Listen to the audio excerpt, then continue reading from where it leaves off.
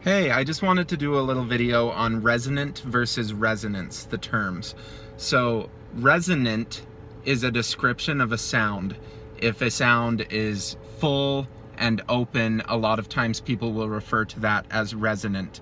When people say resonance, sometimes they kind of are asking for it to be the same description of a tone, where resonance is actually just the process of a vowel amplifying a harmonic and making a more full sound. The same thing is true. Right now I'm resonating because my mouth is amplifying whatever I'm buzzing up through my vocal cords. It might not be the most full sound. If I was singing right now and going, hey, that might not be the most full sound, but it's still resonant. It's still actually present. It's got ring to the sound. If I was to just open it up a little to get a more traditionally resonant sound, I'll go to hey.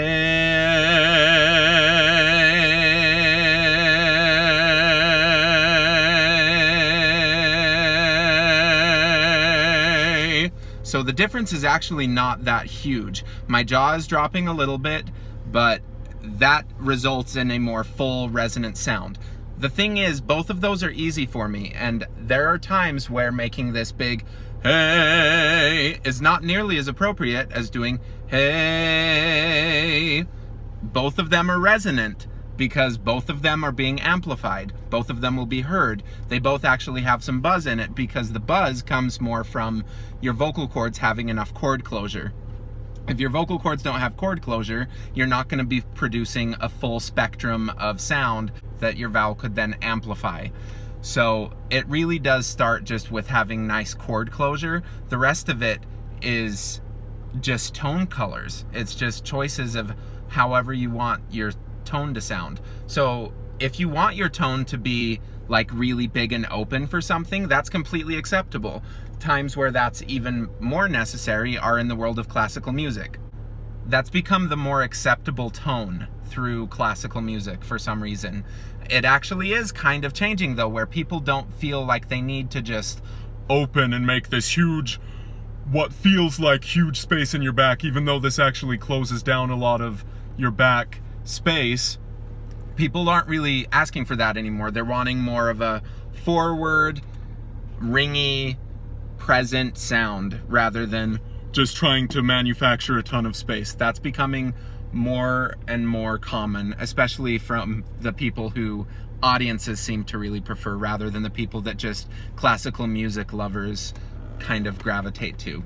So anyway, I think it's kind of troublesome using both of these words to try to talk about the same thing and mixing them up, because if you go from one teacher to another or from one student to another, they'll all have a slightly different definition for what resonance is.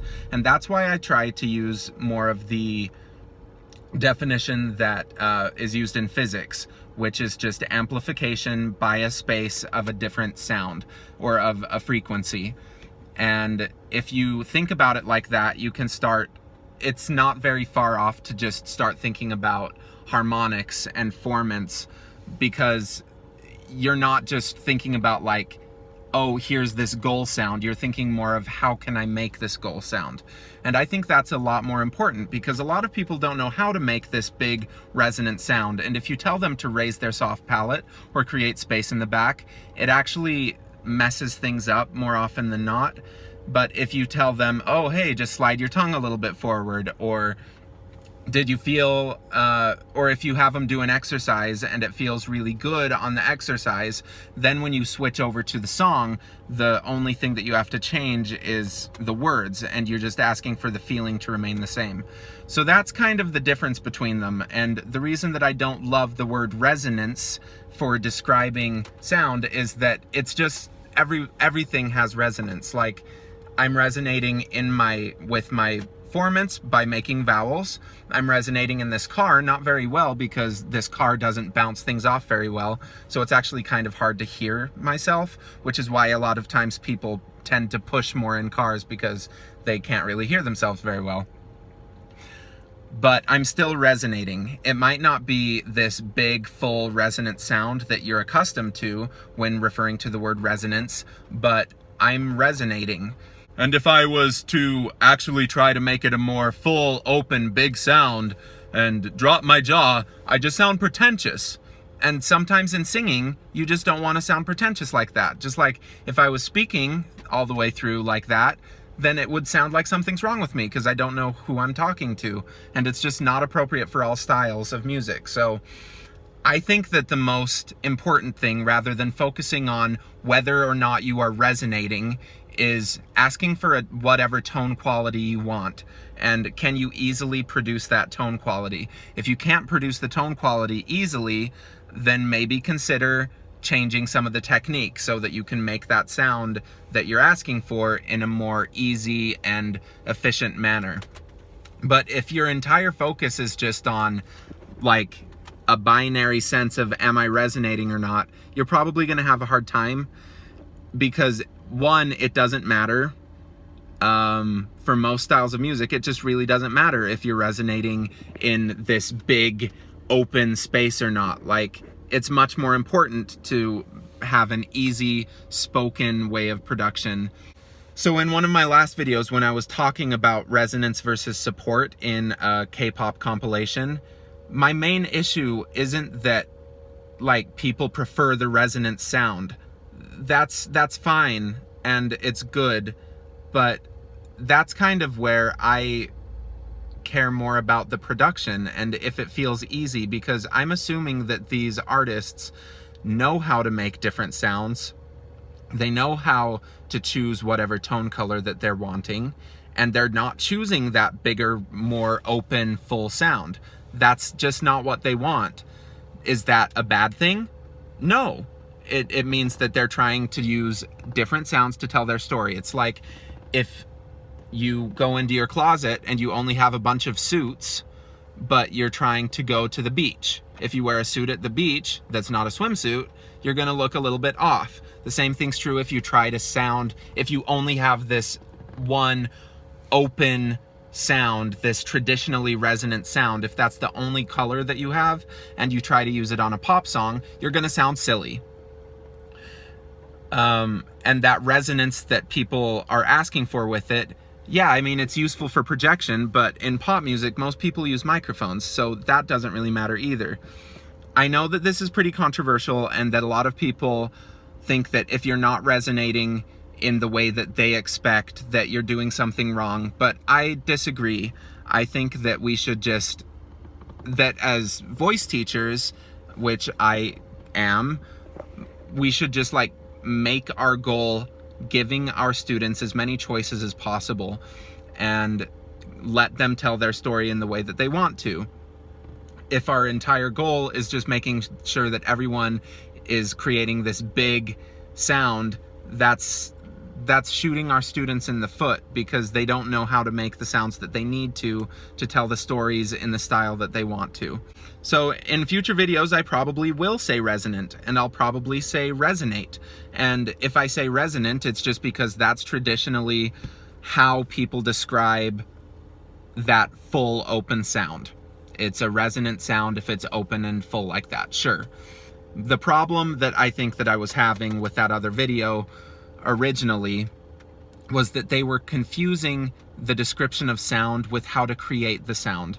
And the ways that they were asking people to create that sound are not very helpful in actually resulting in that sound.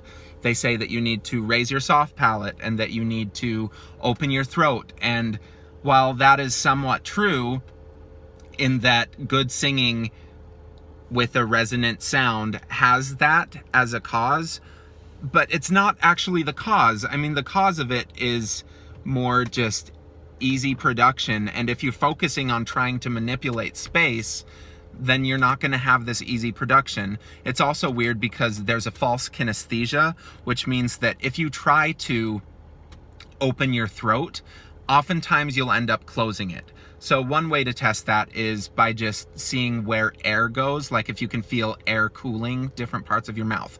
So if you breathe in on an E, you'll feel that the narrowest place is between your tongue and your palate, because that's what's being cooled. If you breathe in on an ah, when you're trying to create like this huge open space in the back, you'll feel that it's cooling back there because you feel the cooling on the narrowing space, on the most narrow space. So if you're feeling it cool back there, that means that it's not open. It's much better to just get your tongue out of the way, and that opens up the space for you. And then by doing other things and focusing on different sensations, the soft palate just raises automatically, but it's not something that you need to focus on. And often if that's something that you're trying to focus on, the result is a suppressed larynx rather than one that's just a little bit more neutral. The result is not allowing any nasal airflow, which makes it a lot harder to go up into high notes in a connected way.